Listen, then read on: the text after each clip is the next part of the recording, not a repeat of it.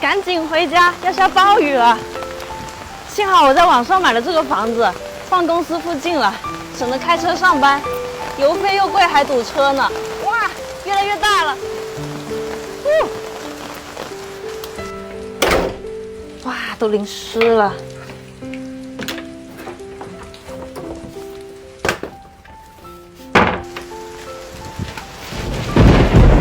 吓死我了！没事，房子做了避雷措施的，再大的雷也劈不到我。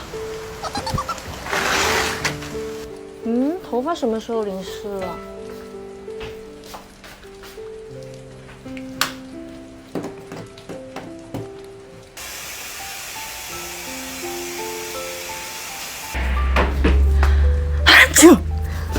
啊，完了，要感冒了。